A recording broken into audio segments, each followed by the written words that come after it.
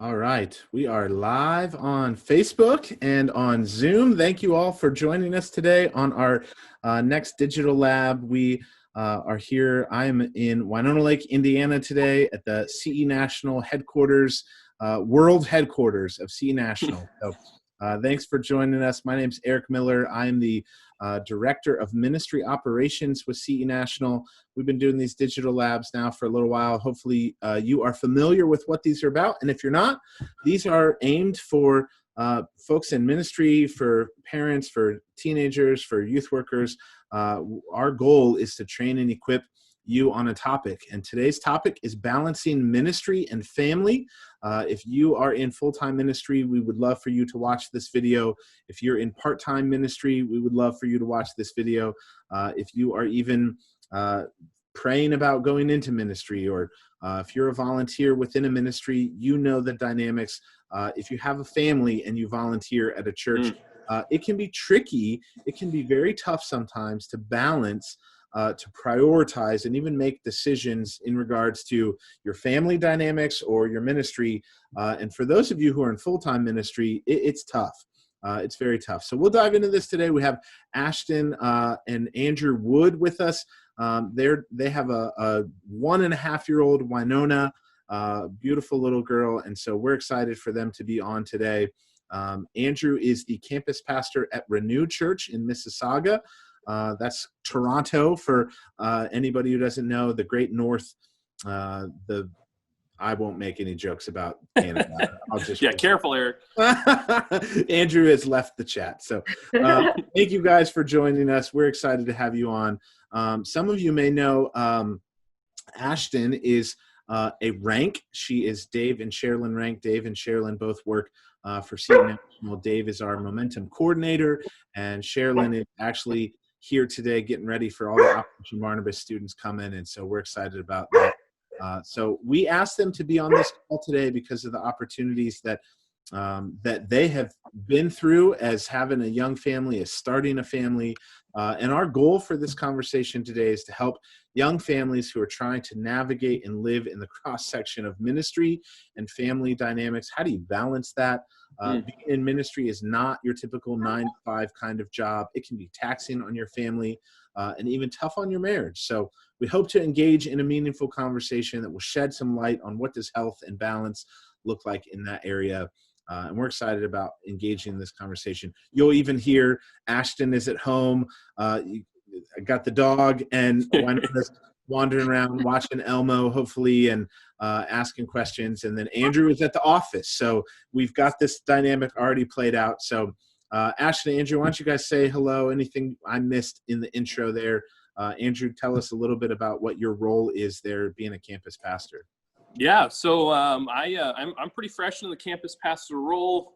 It's been September is when I took on the campus pastor role, and actually the town called Milton. It's a city of about 100,000 people, about 15 minutes west of Mississauga. Mississauga is kind of the central kind of office space for our church, but our church is made up of 4 campuses that are 3 out of 4 are pretty close in size to one another, and they're all about 20 to 25 minutes apart from one another.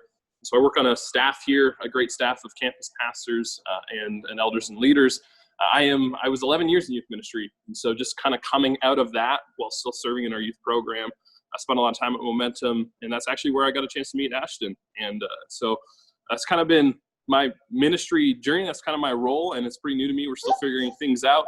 We've been living in Milton for about a year now, and just signed another year lease, and so we'll be hanging out there for a little while longer. Awesome. I love that you guys met at Momentum, because we just on Monday did a digital lab with Mark and Kristen on dating, and they met on Operation Barnabas. So I feel like CE does not need to do any more like commercials or advertising for our ministry. We need to just have people on that have met each other, and it'll take care of itself, right? It will. Yeah, that's been the biggest pull. That was the biggest pull for me back then. I would go around and there you go. A single youth pastor looking for love, man. I love it. There's Winona. Here she is. Awesome. Ashton, tell us a little bit about your upbringing and just kind of some of the things that you're involved with even there at the church. Sure. I guess my upbringing, I grew up in Winona Lake, Warsaw area, And my parents were always involved in the church in ministry. My dad being a pastor, youth pastor, music pastor, kind of different roles within that. And then my mom working with CE National most of my life that I remember. So our life was always in and around the church and ministry. So I always thought, oh, it'd be cool to marry a pastor and be in that full-time ministry kind of life. But as I got older, I was thinking that's okay if it doesn't happen. But then it was very cool just to see how God kind of worked that out. And then, yeah, now being in ministry and marrying a pastor and having our life look similar to, in many ways, to how I grew up in the church. So yeah, I've lived up in Canada now for 4 years. We moved here in 2016 a few months after we got married. So yeah, things I do at the church, I help on the youth with our small groups and leading those. I've helped in the worship teams and the children's ministry. I feel like I'm not a paid staff, but I volunteer on many of the teams and serve as much as possible, especially since we'd be at church together. So why not kind of serve where I can when I'm there? Yeah, that's awesome. Well, I just want the record to show that Ashton, your dad, was my first youth pastor when I was growing up as a middle school student. So any gray hairs that Dave has is probably because of me. So I will. No, we love your family, and it's been great getting to know you guys. And so again, thank you for being on this call. We do want to make mention that for those of you who are watching live on Facebook and even here on Zoom, we have a Q&A box. If you're on Facebook, you can post a question that we'll see, and I can throw to these guys that we would love for you to ask any questions that you might have about balancing family and ministry. So let's dive in here to our conversation. We know that we live in a world and a culture where balancing ministry and family, it looks different for everyone, right? We get that. But maybe for some, balance, that word it's a foreign concept. It's a myth. You often hear the old adage of, pastors, their second wife is the ministry, it's the mistress, or even. And so what does that look like for you guys? What are ways that you're learning how to have balance? What does balance look like for you guys in your rhythm, your routine of juggling ministry and family? Yeah, that's a good question, Eric. And we've definitely, even in just 4 years of marriage and full-time ministry, experienced waves of that, multiple waves of that. I feel like it's every few months, Ashton's reminding me, hey, you remember God told you that your family is a priority, even more than your job. And as important as it is, we are the people that you're called to serve first. And she needs to constantly remind me of that, because I don't naturally see that. I can be pretty driven and ambitious. And also, there's truth to the fact that your kingdom work is of utmost importance. It has eternal significance and value. And so it's not to downplay that, but your family is also that, and then a little bit more, and it's something that you've committed to and said, this is going to be first in my life. And so basically what it looks like is all, I'll make adjustments every few months when Ashton suggests, hey, don't forget we're here, and then I'll forget about those adjustments, and then I'll grind, and then things will come up, and then people will ask a little extra, and then we'll have some frustrations, and then she'll remind me, hey, remember we're here, and then I'm like, you're right, and kind of readjust the schedule again on the calendar again. So it's been just basically a cycle of that, and we're growing. It's getting better, and there's more initiative on my behalf now than there was when we first started to see it when it's happening, and to readjust and to reprioritize. But that's kind of been the interplay between us and ministry and family life, at least on my end, in regards to my role and my job at the church. Yeah. Now, Andrew, I can relate to that, because like you, I was 10 years a youth pastor in ministry at a church before I even met my wife. And so then I got married, and all of my like how I spent my time, all of that got shifted, and I had to learn how to refocus, and Yeah. I'm still figuring that out, right? And we've been married for 7 years now, so those habits that you form, you're right, are so tricky, and you need your spouse to speak into that sometimes and remind us, guys, that we just want to do ministry and get things done for the Lord, and we've got leadership and all that. So Ashton, kind of from your perspective, speak into that. What does balance look like? Correct him if he misspoke on anything there. Yeah, I guess the things I would add is it has looked very different pre-children to now, like having a child, and both Andrew and I are very relational people. So in the early years, I guess, of our relationship and marriage, it was very easy to give priority just to ministry, or not even ministry events, but things that were important relationally with people and then connected to the church. And something that we kind of had to establish early on was at least taking one night and one day for ourselves.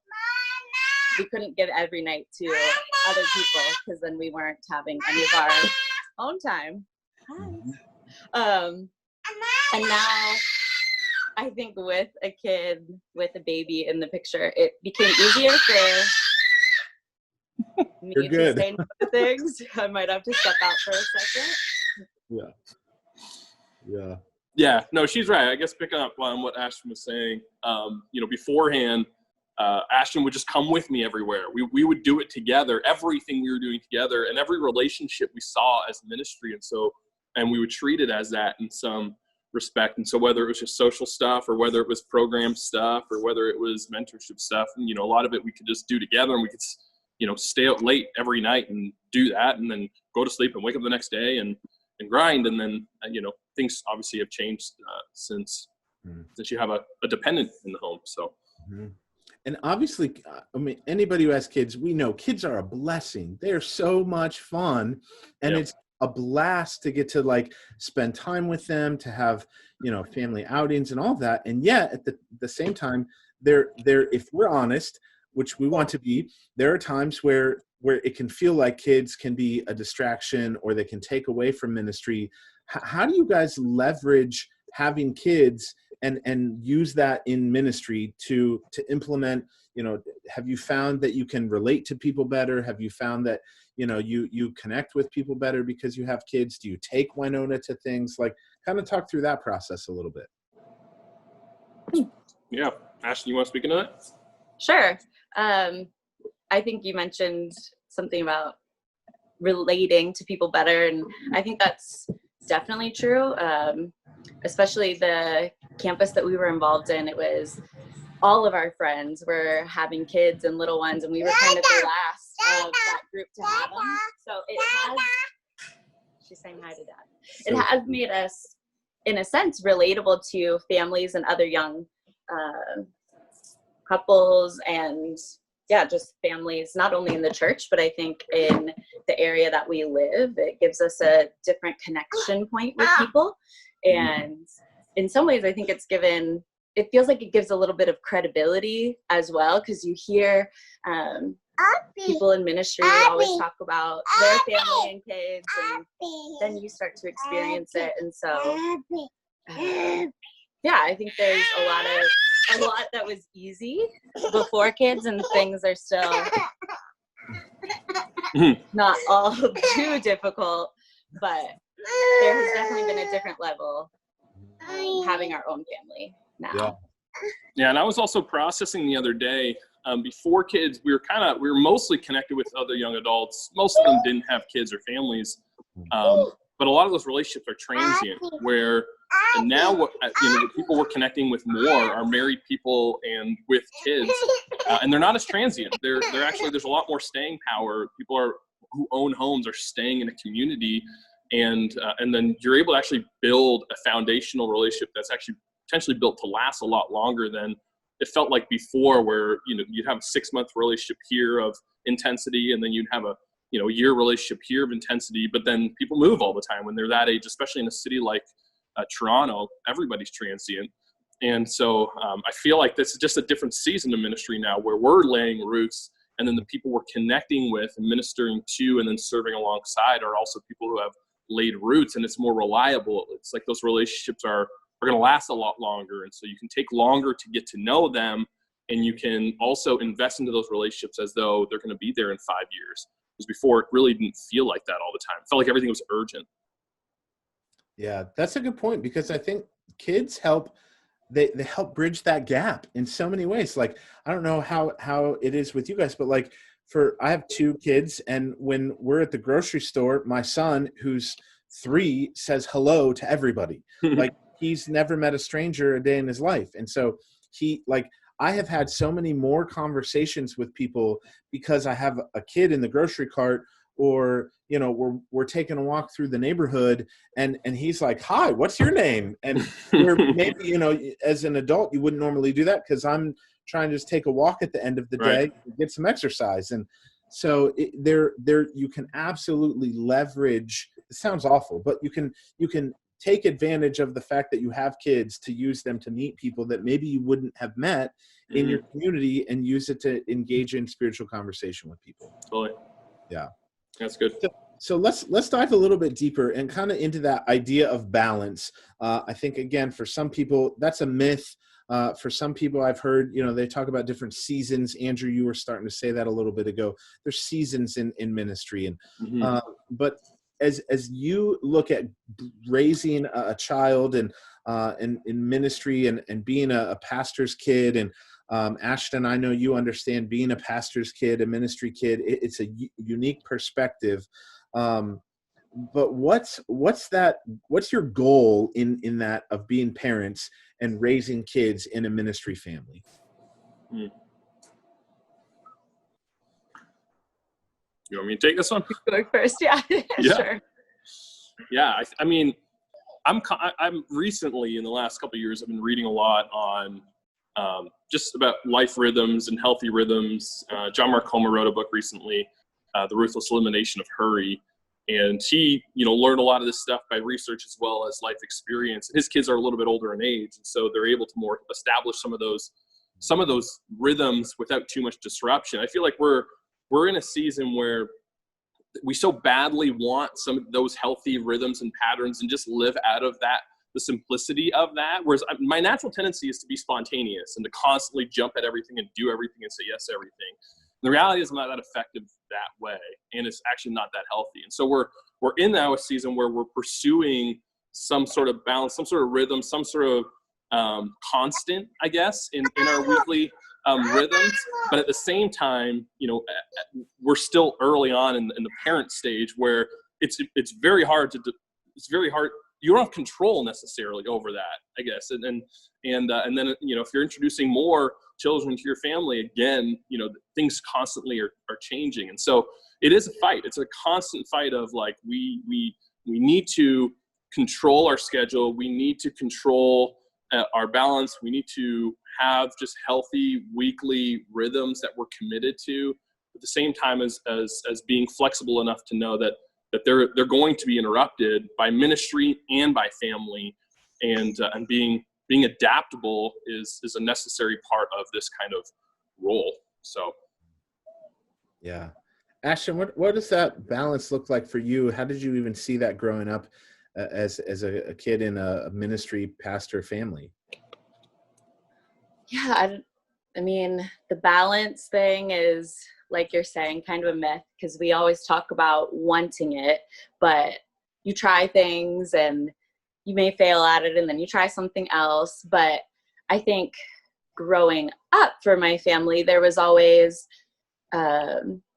like church and ministry time, but we had a lot of family time too. And I think that is something that we have started trying to implement here. Like, there are certain days and times for us that we can you can't fully turn off from ministry, because things are always happening and coming up, but we try to be really intentional about setting time aside for us as a couple and us as a family. So it's time that we can say no to things. And I think it's good to put that in place, because it helps us to have boundaries and helps other people to see that as well. and you can respect that and work around it. And I think that is something that has helped us, kind of having certain days of Sabbath or setting things, even though we are very spontaneous people, we'll try and plan ahead and anticipate plans and things for our own family, and then things and times for other people. And I think I saw my parents do that really well, like have family time and church time. And we're trying to kind of figure out what that looks like for us as well. Yeah. So what does that look like for you guys as a couple, as a family? How do you turn off? How do you disconnect from ministry? And then even what do you do to guard and protect that time? What does that look like? Yeah. On a good day, I actually turn off my phone or I don't touch it. So that's something I've been trying recently. I went through a pretty good season where at least one day a week, it was off. I didn't use it. It was in my room for the whole Sabbath. And I've gotten a little bit out of sync with that rhythm, but that's something that I believe in, and it's something that I need to strive towards again. So actually turning off, I think that's the biggest thing that has control over me, right?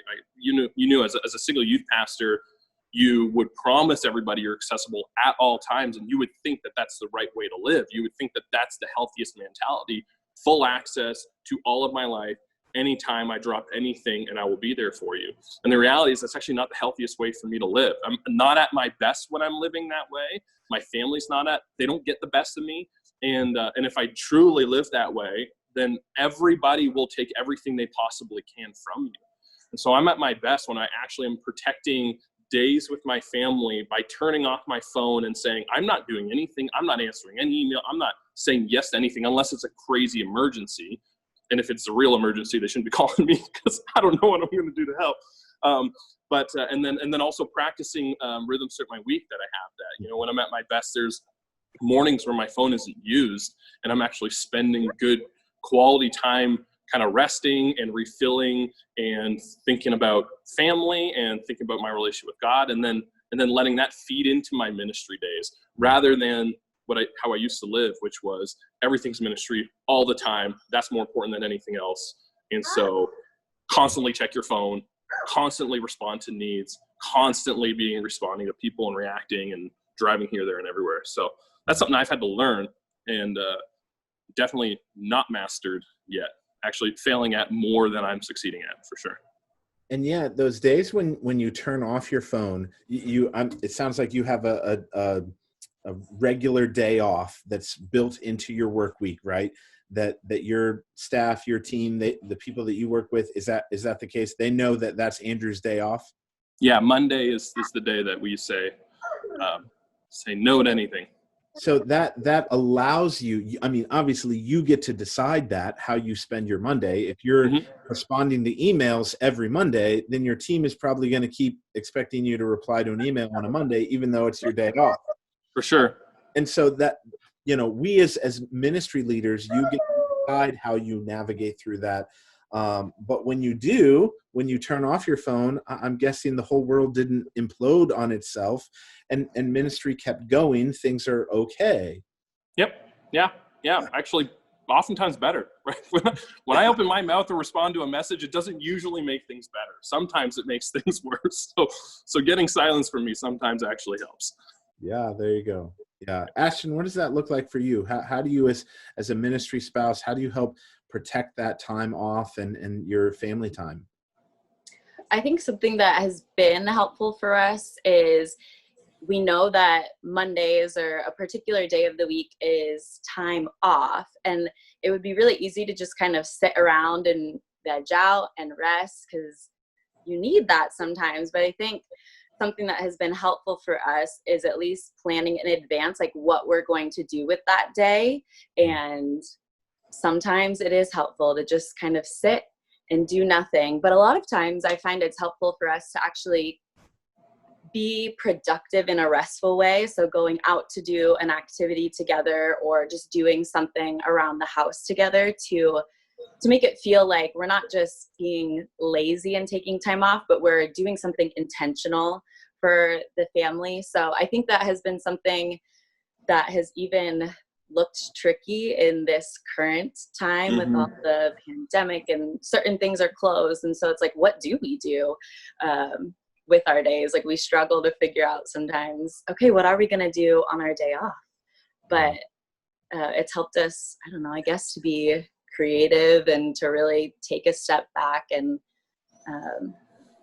find what's going to be helpful for us to actually recharge in those days. Because when we start the week out like in a productive and healthy manner, it really does change and help the rest of your week. And so going into just relationships with people and going into ministry with people is so much better when you start your week and you have your Sabbath and it feels productive and it feels healthy and it feels worthwhile. Yeah. I think what you just said is so key, of like understanding what are the things that give us life, that refuel us. I think you said to recharge us, because if we don't do that and we're continually drained, then we have very little to give to anybody. And so in ministry, that's important, that we're in God's word for ourselves, not to plan a sermon or because we're leading a Bible study or small group, but to truly feed ourselves and enable, you know, that recharging to happen. So that's amazing. Yeah, I want to add to that, just to be clear, we actually fail at that more than we succeed at that. Like that's the ideal. And there are many days where I have a day off and I should have put in the work and had the discipline to plan what to do on that day off, and I didn't. And it actually leads to frustration, and it leads to conflict, and it leads to hurt, and it leads to pain, because I didn't plan that in advance. I didn't work towards that. We should plan our Sabbaths. We should plan our days off.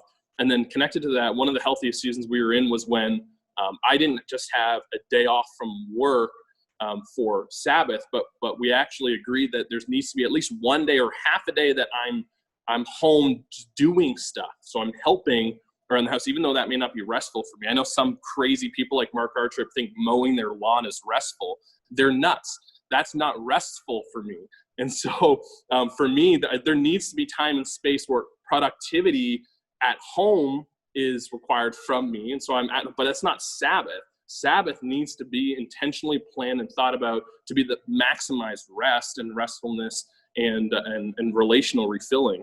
And so they're kind of the two separate things. And if you don't work towards it, you don't plan it, you don't set it in a schedule and pre-decide in advance, and usually don't get it. And sometimes Sabbath was the most frustrating day for me. Sometimes it actually drained me going into the week because of that. So I think that's a helpful, at least to be honest with people and share that that's the ideal, but it's hard to hit a lot.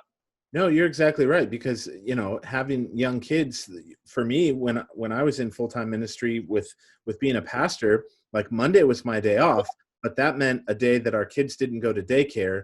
That meant a day that I was doing laundry and doing house chores while my wife was at work full-time on a Monday. So I'm home with two kids, and to call that a Sabbath, to call that a day off of like I'm recharging and refilling to prepare for the next week, it's not the case. And yet that season, there are still, you know, tomorrow is my day off. I will still have the kids. My wife will hopefully sleep in.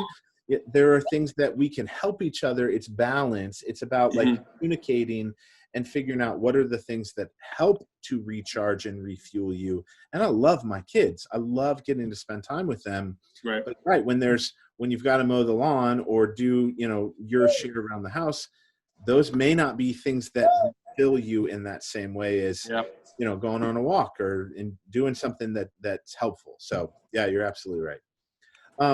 Andrew, you touched on the technology piece a minute ago, and like your cell phone, that is a huge drain, or can be a distraction.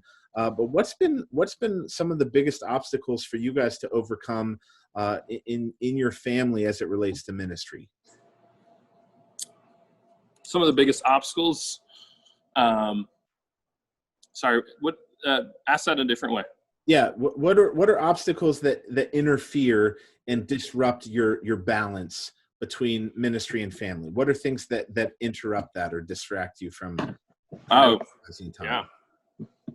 Well, I mean, I guess we hit on technology, but the reality is our tech and accessibility and just desire to take in more content. At least for me, I love content, whether it's audiobook, whether it's a podcast, whether it's video, YouTube, Netflix. And most of my content is like that I'm taking in is can be justified as helpful for ministry. It can be justified as ministry. It is. Right now, I'm constantly listening to leadership stuff and pastoral stuff and political stuff and trying to think well about things. Right, most of the content I take in is that, and so I can easily justify it as it's necessary for my role and my effectiveness. And so the accessibility to that and desire to constantly just be taking in more and more content, rather than actually stopping and doing something with the content I've already taken in, that sends me into a tailspin. And then I would say also like unresolved conflict between us. It's a big obstacle for actual rest. It's a big obstacle for maintaining balance and finding balance. Like we said, like if we have a bad Monday relationally between the two of us, the rest of the week is way harder, is way less fun, and is way more exhausting. And there's reasons why that happens, obviously, but that's a big obstacle for us actually relationally. Obviously, conflict between us is an obstacle, but conflict between us that's unresolved actually creates this whole other obstacle for our relationship going into the rest of the week and our ministry together going into the rest of the week. Yeah. Ashton, what about for you? What would be a big obstacle to overcome for you in your family? I think there's two things that come to mind for me personally. I am not the kind of person that loves to just like sit and read and be in my thoughts. And for Andrew, that's something that is very fulfilling and helpful to him. And I know it's helpful for me too. It just doesn't come naturally. So I'm always pushing that we do something. And I think part of that comes from even just for like a whole year on maternity leave, being home, I want to go out and I want to do things, but that's Andrew's like constantly. And so sometimes he wants to be home and do nothing. So I think there's a lot of, at least with us, relational give and take in where's the balance in when can we just sit and read and be quiet, and when can we go and do things and kind of be adventurous. So that there's a lot of balance there between what are the things that, help me feel recharged for a week and what are the things that help Andrew. Yeah, I think that's something that we're constantly learning and figuring out. And for me personally, it's just something that I'm, I guess, always working on or wanting to get better at. And then I think something else that can be an obstacle is I feel like one of our greatest strengths as a couple is that we are very relational. And so we love to give our time to other people, and we love spending time with other people. We love having people over and just going and being with people. And so I think that's a huge strength, but it can also, it can tax us a lot, because if we spend almost every day or every night of the week with other people, people can be draining, and that's not a bad thing. It's just, people in our own life, there's ups and downs and there's highs and lows, and we can easily take on some of those things and feel a lot of that. And so, while I think it's so good to live life with people and to be really involved in other people's lives and their relationships, that is also something that can be a big obstacle personally, because you give a lot and you spend just a lot of time with people because it's good and because that community is what we are made to live in. But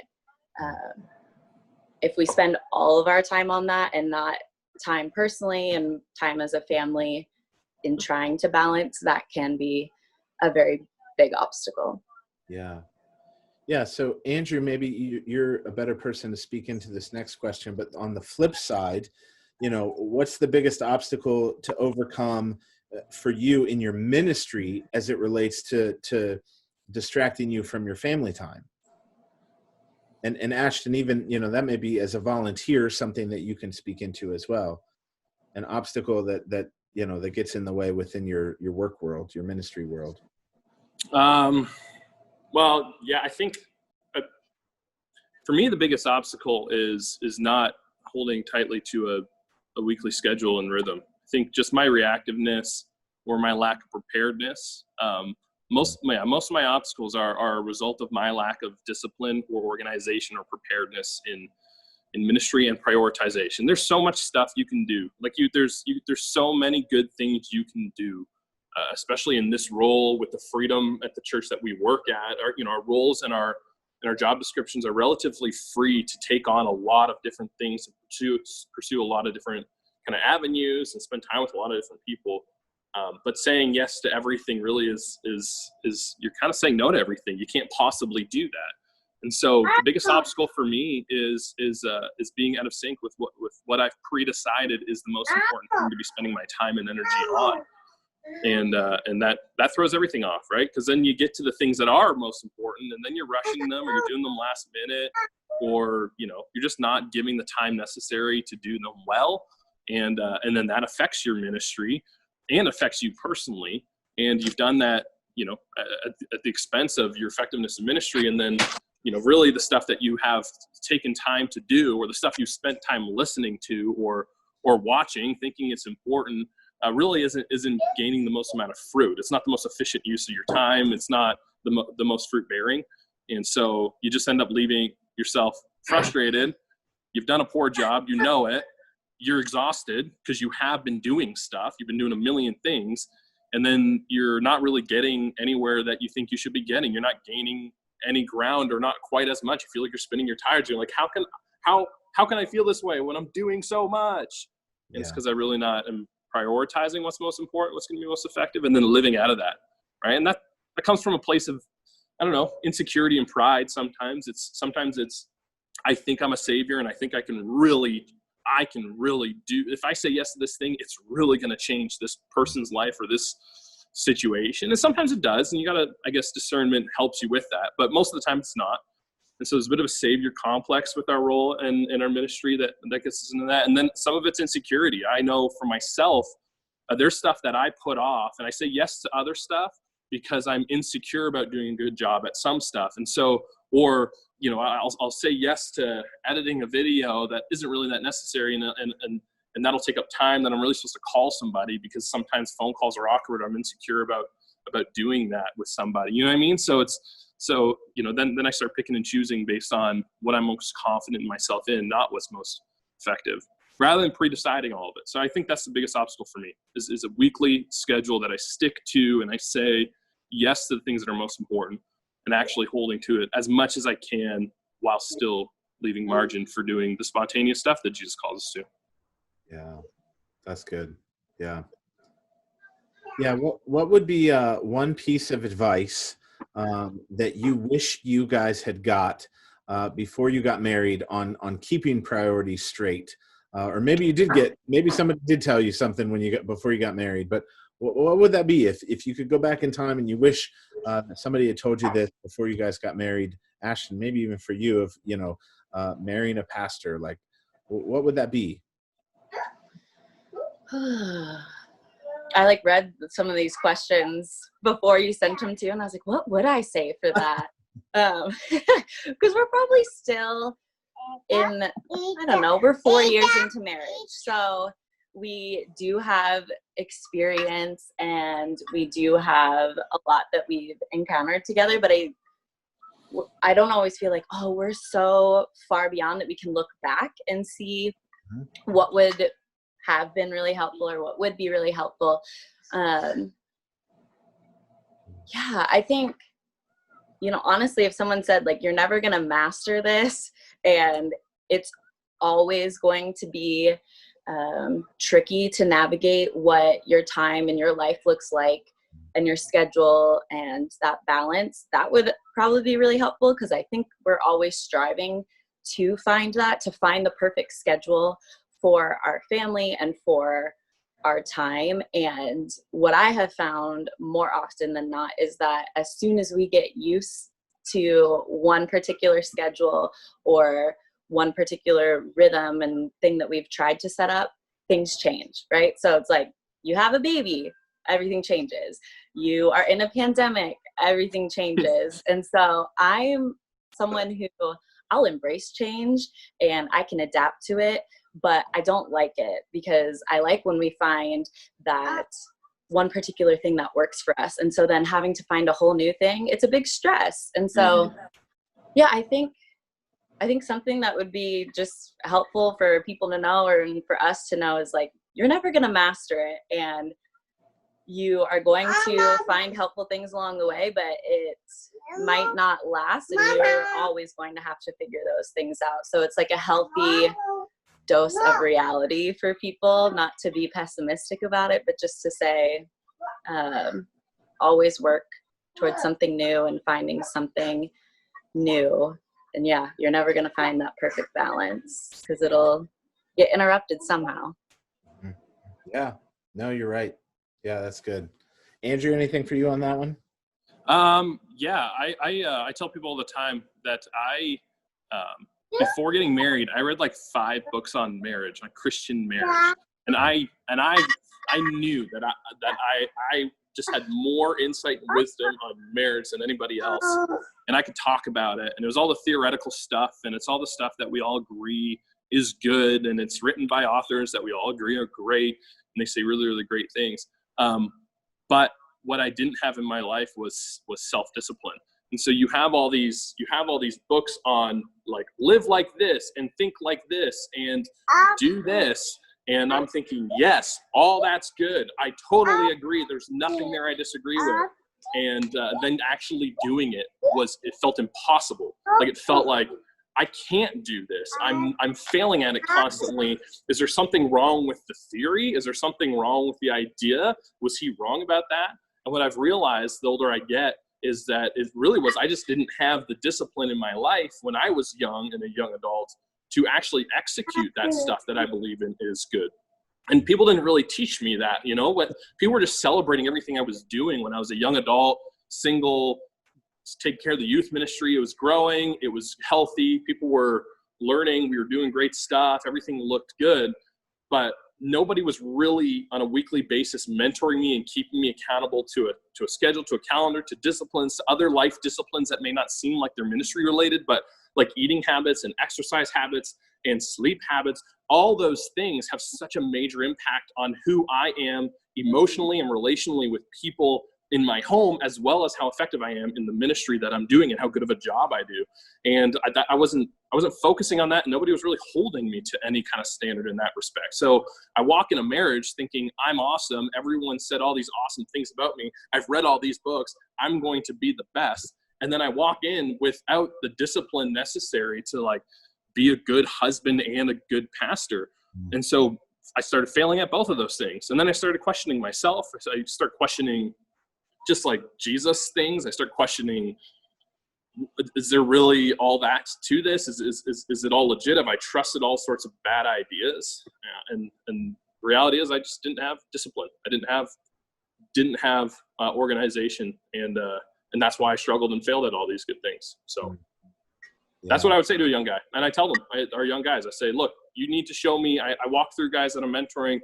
I say, you need to create a schedule, a weekly calendar, show me, and I'm going to be someone on a weekly basis who's going to say, hey, did you do your homework in that time you said you're going to do it? And if you didn't, I'm not going to just excuse you for it. I'm actually going to ask you why and challenge you why and say, next week, do it, because it's going to be good for you. And it has no impact on me. You're not doing that for me. You're doing it for yourself. But I want to be the person who I needed at that age that I didn't really have, who was able to say, do the things you're going to do that you say you want to do, that you know are most important, and do them on a weekly basis. And I'll be the guy who asks you if you did it.